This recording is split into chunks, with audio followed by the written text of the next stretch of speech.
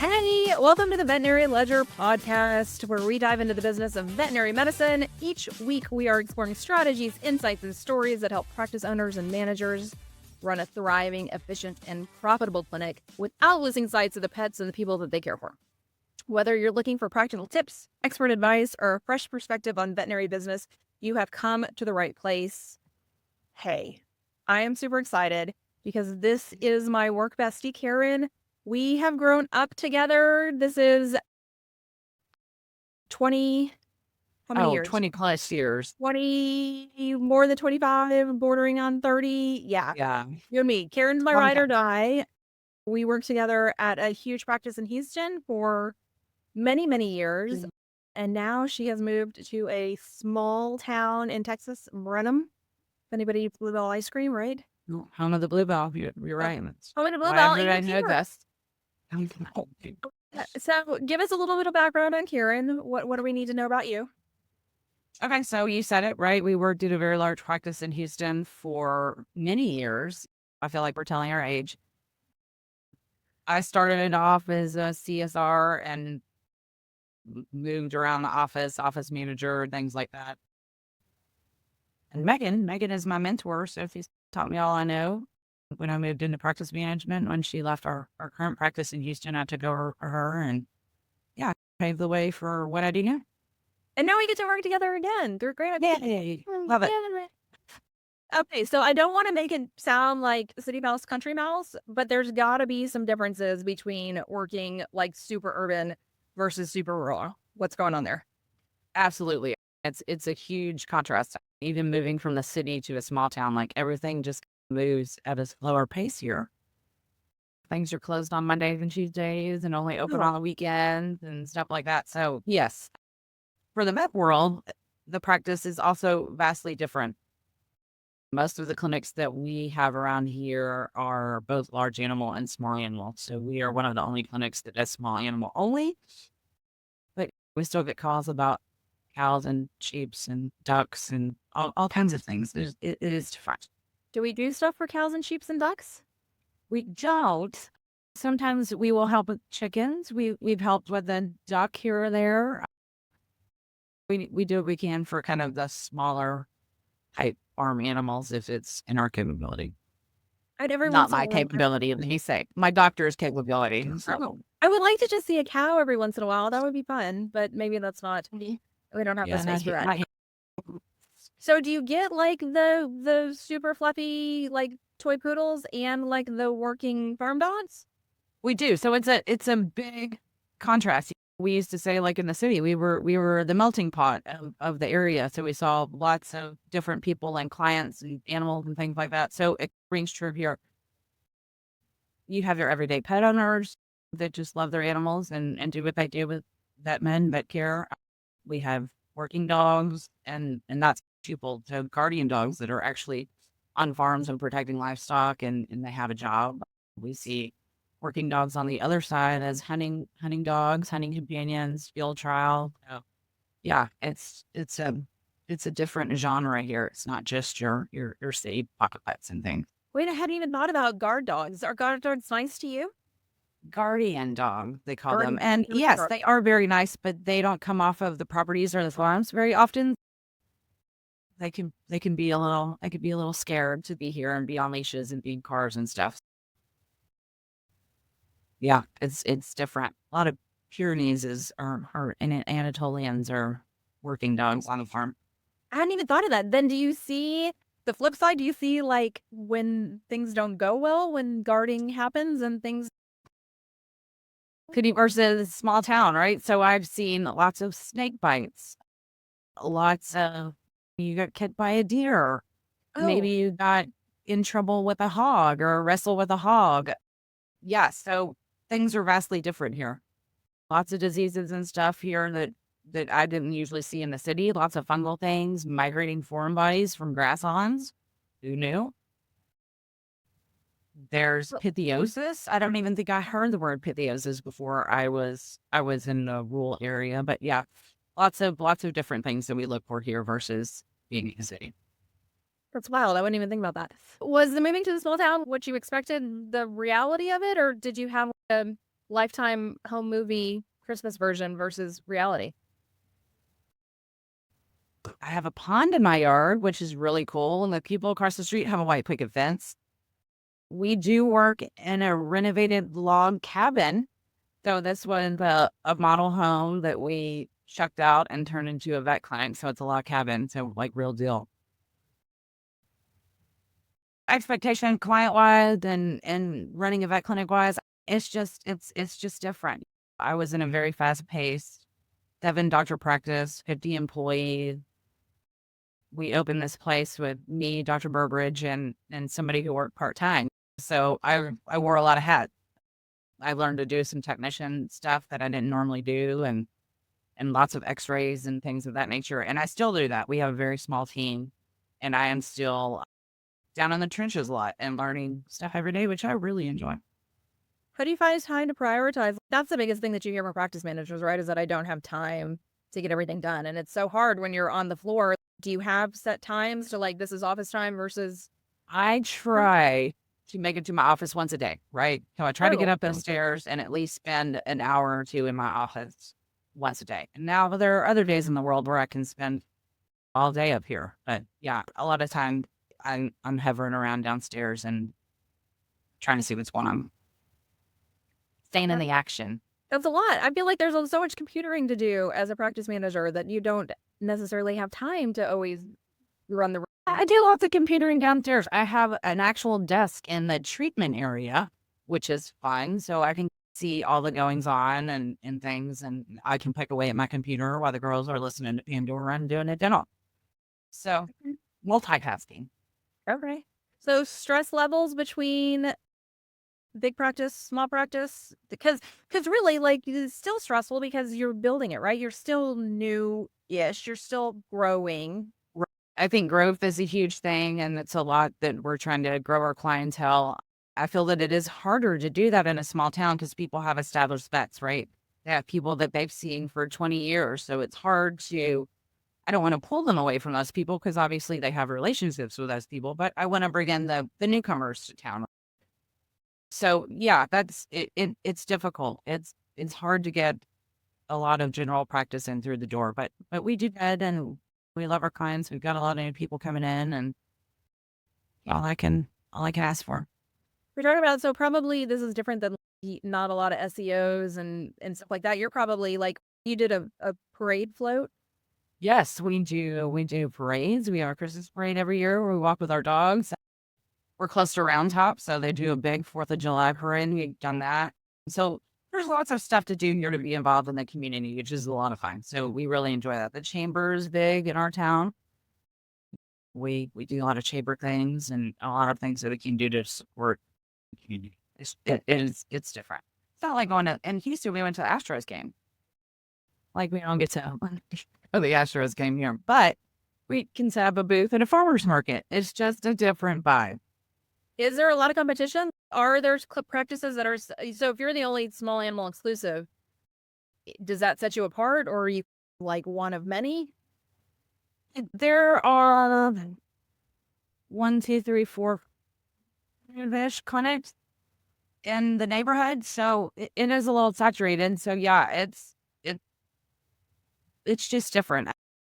I wouldn't say we're the only one that's exclusively small animal. We have a friend down the street that does small animal. He also owns another practice in closer into Houston. Yeah. It's just different.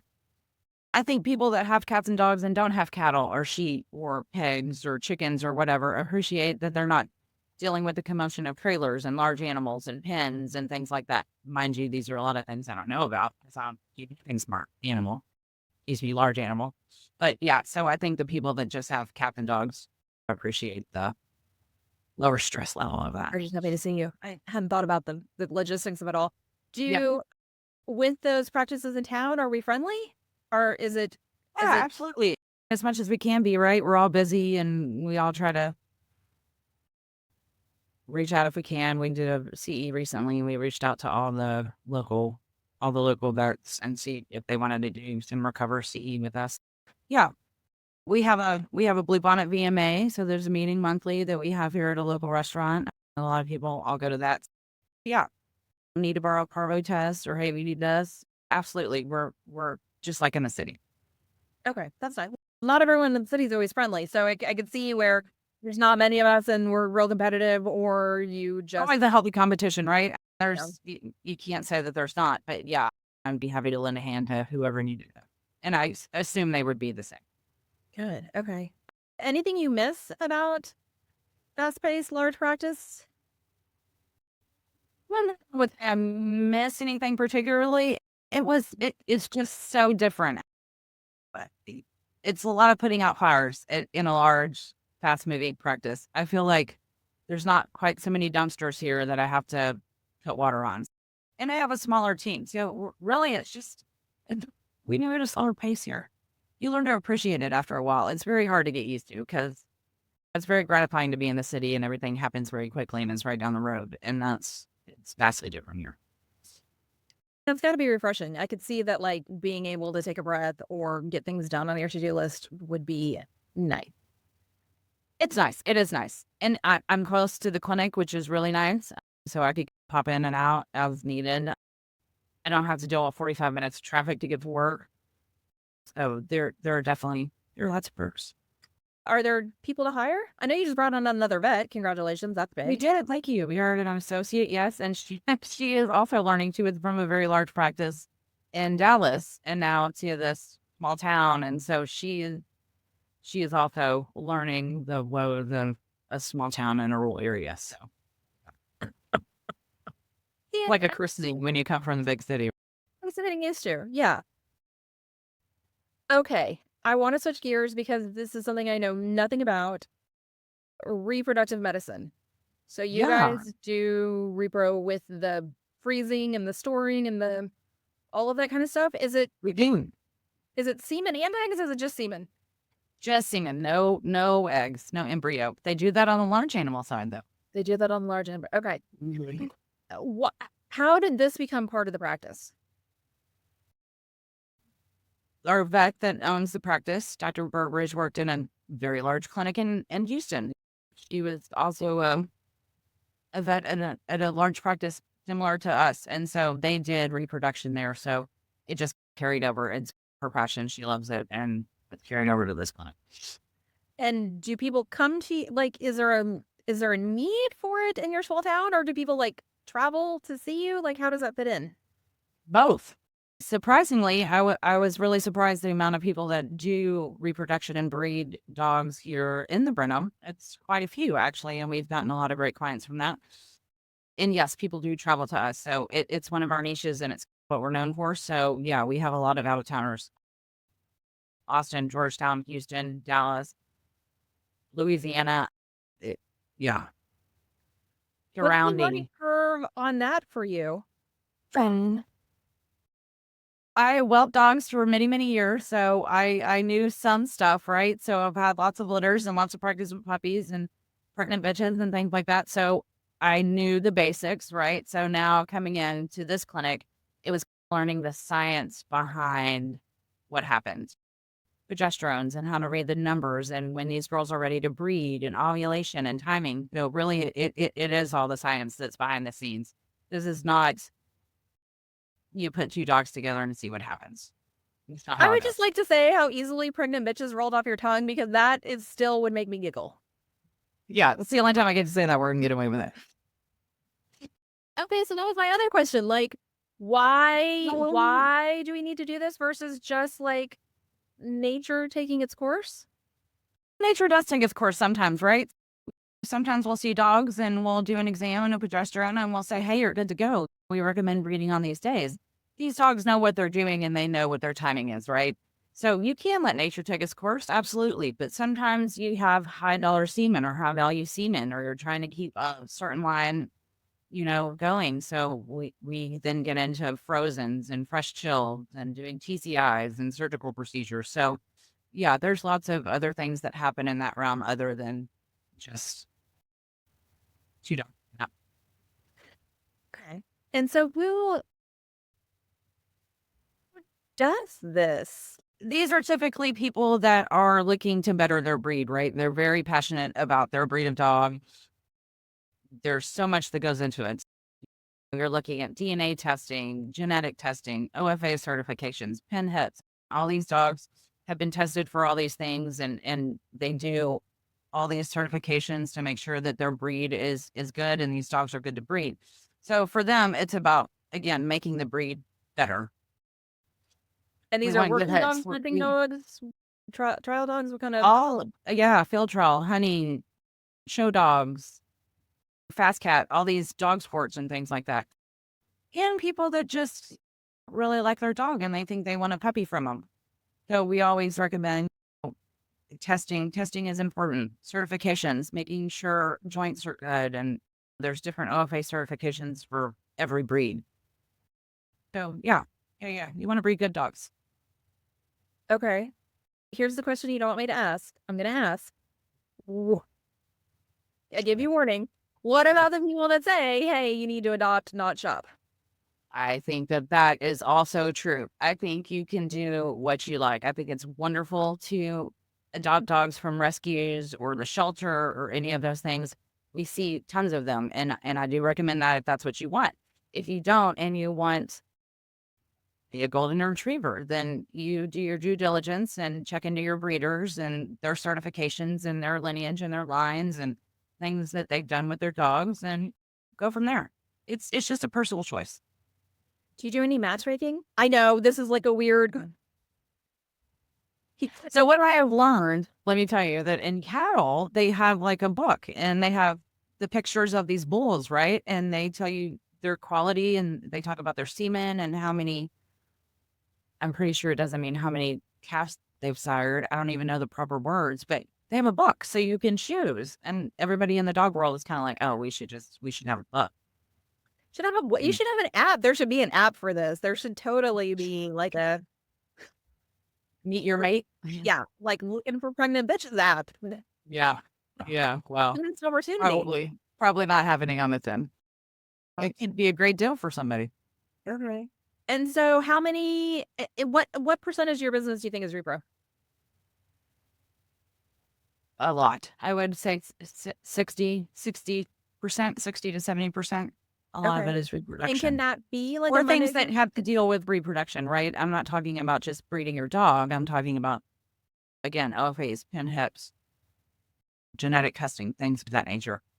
There's a lot that goes into pre-breeding exams. We run full panels of blood work. We do ultrasounds to check uteruses. We're looking at prostates. It's a to-do. Do people ever get mad? Do people ever say, oh, you said my dog was healthy and now she can't get pregnant? I don't think people get mad. I think they might be upset. They might be sad. They might, I don't know, maybe they are mad. We try to help them through that as much as we can. There's unfortunately only so much we can do, and these tests help us find good dogs and good lineage. So again, we're bettering the breed. Such a wild, yeah. How many semen samples do you think you have? And these are the fun questions. These are questions like I just doesn't even know me. Like I don't even know. I have 2 tanks full. I don't know. I don't know how much is in there, but a lot. A lot. And we talked about like you have to get special insurance and there's all sorts of things you have to do. We have Bailey coverage. So that coverage is our semen here. We do recommend and transport and things like that. We do recommend that people have their own personal insurance for the semen that is healthier. We can only cover so much. Do you send it out too? We do. We ship it all over the place, all over the world. Okay, I guess I didn't think about packages going through mail. Yeah. A lot of liquid nitrogen and things they call mushrooms, and you ship it wherever you need it. And then do you help with not whelping, birthing? We can. We do C-sections. So we do have girls that sometimes will get in trouble. We'll have C-sections. We have some girls that don't whelp naturally. So those are scheduled C-sections, which again runs into other things. We're checking ultrasounds. We're checking reverse progesterones. It's also a big to-do for those dogs. We have a plethora of information that we give to people, whether you're a beginning breeder or a novice breeder. We have people that are whelping assistants that you can reach out to. We are on call for our pregnant girls. It doesn't sound like a 9 to 5, Monday through Friday kind of gig. No. It's a big deal to breed your dog, and we want to be there to support them through as much as we can. And are there times where you're like, okay, this needs to be done on a Saturday afternoon, and then you just make it happen? Absolutely. It's all about timing, right? Okay. We go by the numbers and the science, and if Sunday is the day that it needs to happen, then Sunday's the day we make it happen. Okay. Do you take x-rays to look at puppies, or are you only doing ultrasounds? We do take x-rays to look at puppy. Do you think you're better at curing puppies than one x-rays? Your average? Than our average Joe? Probably so. Yeah, I would like to think so. So we do an ultrasound to confirm pregnancy at about 25 days, and then we do an x-ray to count puppies a week before. And that's when we go over all the recommendations for well-being, and people know how many puppies they're looking for. And yeah. What's the largest litter you've seen so far? 12 to 13. Okay. That's so many. Oh my gosh. A lot of puppies, right? That's a lot. That's a lot of puppies. Anything else I need to know that I didn't ask? Ask away. I don't know. I just love learning about new stuff, and this is not something that was in my wheelhouse, so I'm always like, tell me. Yeah, that's how I felt when I came into here. It's a lot of learning, a lot of science. It's really neat. It's really neat, the things that you pick up along the way in reproduction. So again, it's not just putting two dogs in the backyard and seeing what happens. There's a science, there's numbers, there's calculation, there's dates, there's all the things. It's very interesting. And you probably get to see more puppies than normal practices. We do. We see lots of puppies. We always talk about being in the vet world as we get to pet puppies and kitties all day. Well, it rings true here. Usually every day, if not every other day, we're seeing a litter of puppies or some little young ones. A lot of fun. A lot of puppy breath. Oh, a lot of puppy breath. Mm-hmm. Oh, that would be so fun. And then it's just like human babies. They get to go home with somebody else. Exactly. Yeah. You get lots of updates and phone calls and pictures and videos. It's great. It's great. We're happy. They're happy. And it's really a shining light on VetMed. Yay. What's so fun? Let's end with, we've been doing this a long time. What do you think's changed the most in VetMed since we started? Oh my goodness. I think things are changing every day. And I think it's always evolving. Yeah. I'm me personally learning new things all the time. I swear I get an email every other week about some new drug that's coming out or something that's preventions, or here's your dog itchy, or here's this new injections. Yeah. I think VetMed is just always evolving. It's hard to almost keep up with the times. That's always my answer is Splarbits. Splarbits. My God, I haven't heard that in a long time. I'm like, what has changed since the beginning of my knowing VetMed? Yeah. Somebody was talking to me the other day about they had a glass injection syringe, and I was like, oh yeah. I used to give my dog pet tabs, right? A multivitamin. I thought that was important. Mm-hmm. A high quality food is important. It gives you all the vitamins you need. So fun. I miss you, and I appreciate you joining. And if somebody wants to learn more about what you do and where you're doing it, how can they find you? Watermark.vethospital.com or any social media. Okay. Well, I appreciate you. Thank you. Bye.